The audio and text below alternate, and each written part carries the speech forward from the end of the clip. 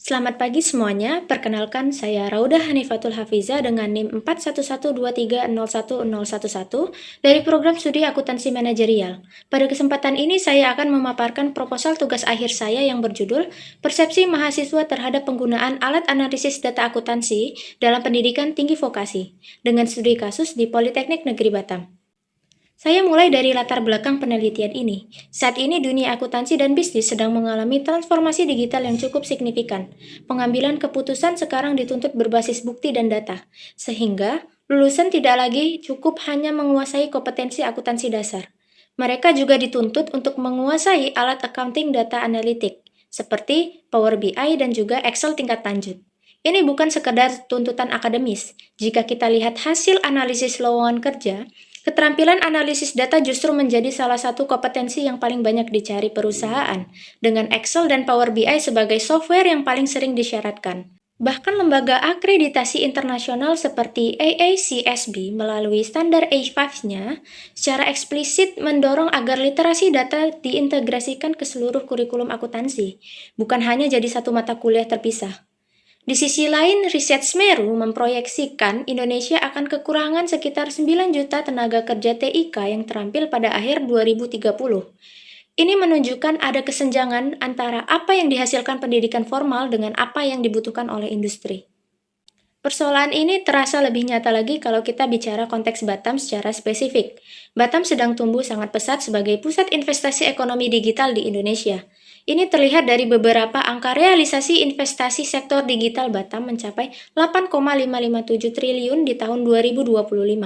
Dan bahkan ada rencana investasi pusat data kecerdasan buatan senilai 88 triliun. Tapi menariknya, pertumbuhan investasi yang pesat ini belum diimbangi kesiapan tenaga kerja lokal. Data BPS Provinsi Kepulauan Riau mencatat tingkat pengangguran terbuka di angka 6,89% per Februari 2025. Ini lebih tinggi dari rata-rata nasional. Secara nasional pun pengangguran terbuka dari lulusan universitas masih mencapai 904.000 lebih orang per Agustus 2025. Jadi, ini semacam paradoks, investasi digital tumbuh pesat tapi kesiapan SDM belum sejalan. Ini menegaskan bahwa gelar akademik saja tidak cukup. Dibutuhkan keterampilan praktis berbasis data seperti Power BI dan Excel tingkat lanjut agar lulusan benar-benar terserap oleh dunia kerja. Sebagai perguruan tinggi vokasi, Politeknik Negeri Batam menerapkan sistem pembelajaran Project Based Learning dengan pendekatan CDIO. Jadi, mahasiswa belajar lewat proyek dan kerja kelompok.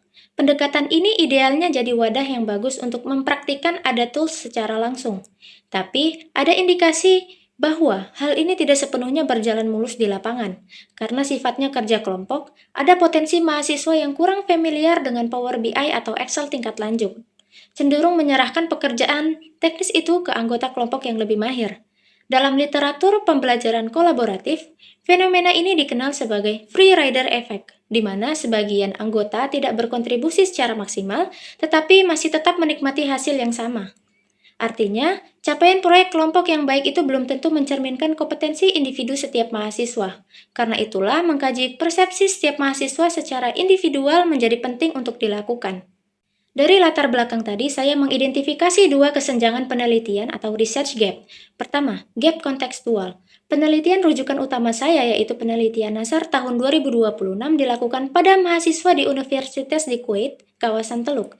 Sementara penelitian berbasis STEM pada mahasiswa vokasi di Indonesia, khususnya yang menghadapi tekanan ganda antara investasi digital dan kesenjangan skill seperti di Batam, itu masih sangat terbatas. Kedua, gap konseptual. Penelitian-penelitian TAM sebelumnya umumnya hanya menguji perceived usefulness dan perceived ease of use saja, tanpa mempertimbangkan dinamika kerja kelompok.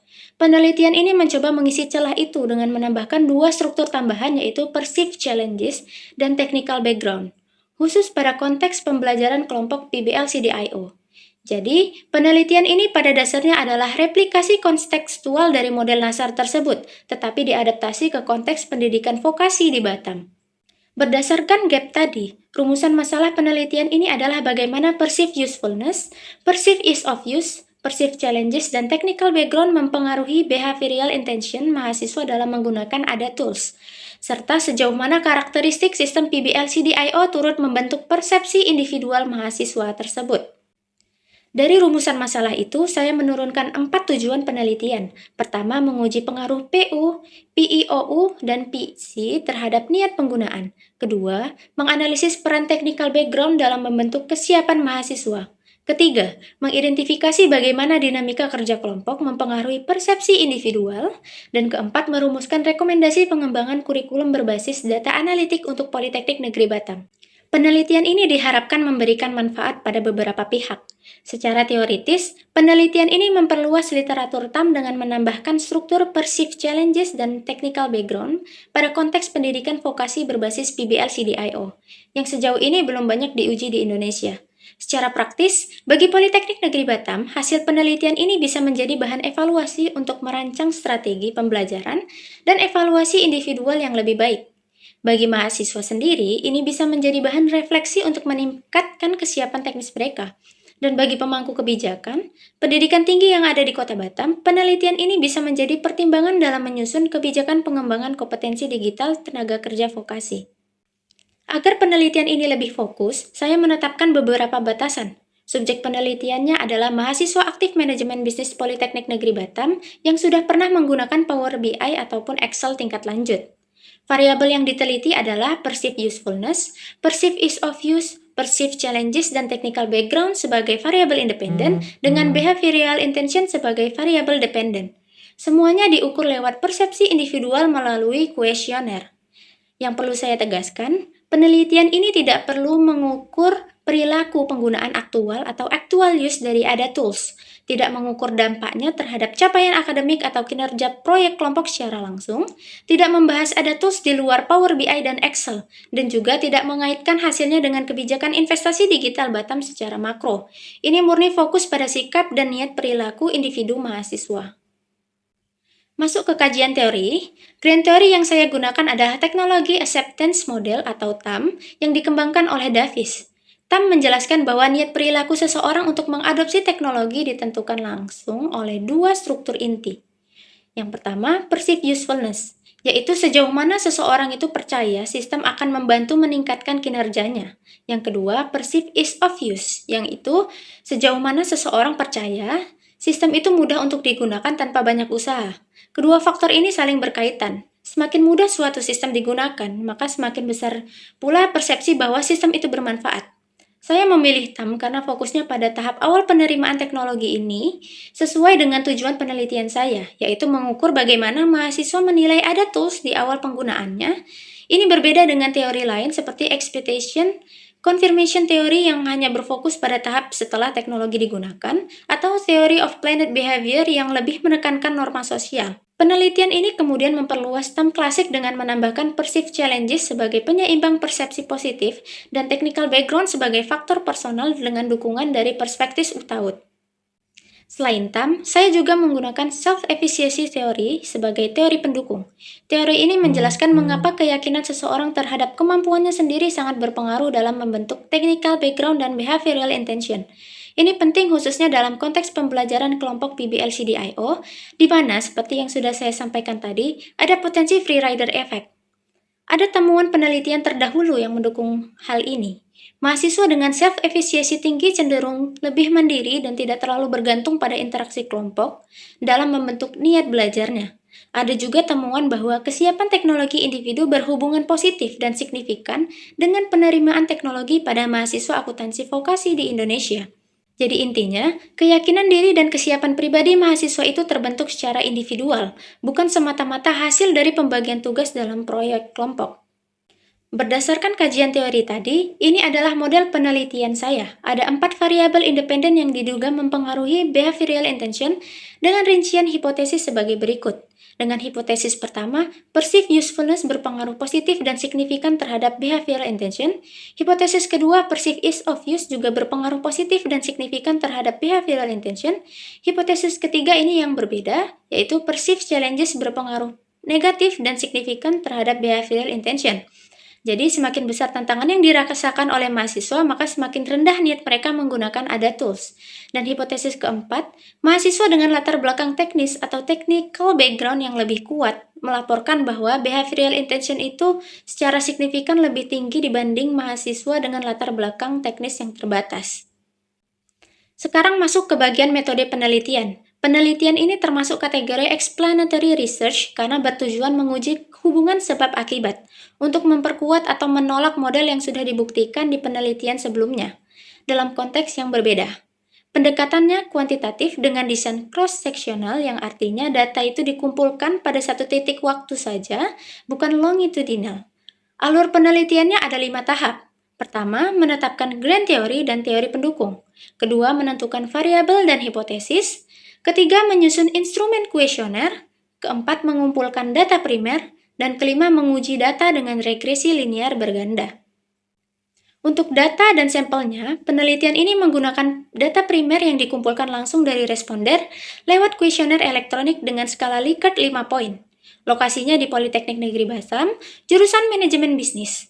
Direncanakan dilaksanakan pada semester ganjil tahun akademik 2026-2027. Untuk menentukan jumlah sampel, saya menggunakan rumus Slovin dengan margin of error-nya 5%. Sebagai ilustrasi, kalau populasi mahasiswa yang sudah menggunakan Power BI dan Excel tingkat lanjut dalam proyek PBL CDIO itu sekitar 320 orang, maka jumlah sampel minimum yang dibutuhkan adalah sekitar 178 responden. Jumlah populasi aktual nanti akan dikonfirmasi melalui data akademik jurusan pada tahap pelaksanaan. Teknik penarikan sampelnya menggunakan purposive sampling dengan kriteria mahasiswa aktif manajemen bisnis sudah atau sedang menjalani proyek PBL CDIO yang melibatkan Power BI ataupun Excel tingkat lanjut dan bersedia untuk berpartisipasi secara sukarela. Instrumen penelitian ini saya adaptasi dari penelitian Nasar yang bersumber dari skala TAM Classic Davis. Lalu saya sesuaikan dengan konteks penggunaan Power BI dan Excel tingkat lanjut dalam proyek PBL CDIO di Politeknik Negeri Batam. Totalnya ada 21 item pernyataan terbagi ke dalam 5 struktur. Perceived usefulness ada 5 item, perceived ease of use ada 4 item, perceived challenges ada 4 item, technical background ada 4 item, dan behavioral intention ada 4 item. Kuesionernya sendiri terdiri dari 2 bagian data demografis seperti jenis kelamin, pengalaman ada tool sebelumnya, dan latar belakang teknis. Dan bagian pernyataan tertutup yang diukur dengan skala Likert 5 poin. Sebelum disebar secara penuh, instrumen ini akan diuji dulu lewat pilot test untuk memastikan kejelasan bahasa dan validitas isinya. Untuk analisis datanya, saya lakukan secara bertahap dalam 4 tahap. Tahap pertama, statistik deskriptif, untuk menggambarkan karakteristik demografis responden dan kecenderungan tiap variabel, MEAN, standar deviasi, frekuensi, dan persentase. Tahap kedua, uji validitas dan reliabilitas menggunakan explanatory factor analysis dengan ambang loading factor minimal 0,60 dan uji Cronbach alpha dengan ambang minimal 0,70. Tahap ketiga, uji asumsi klasik meliputi uji normalitas, uji multikoliniaritas dengan ambang FIF di bawah 10 dan heterokedastisitas untuk memastikan model regresi memenuhi syarat Blue. Dan tahap keempat, pengujian hipotesis menggunakan regresi linear berganda dengan persamaan seperti yang tertera pada slide ini. Signifikansi tiap variabel diuji dengan uji T parsial pada taraf 5%. Signifikasi model secara simultan diuji dengan uji F, dan kekuatan model diukur dengan koefisien determinasi R kuadrat. Demikian pemaparan proposal tugas akhir saya. Besar harapan saya penelitian ini dapat memberikan bukti baru dari konteks pendidikan vokasi di Indonesia, sekaligus menjadi rekomendasi praktis bagi pengembangan kurikulum berbasis data analitik di Politeknik Negeri Batam. Sekian dari saya, terima kasih.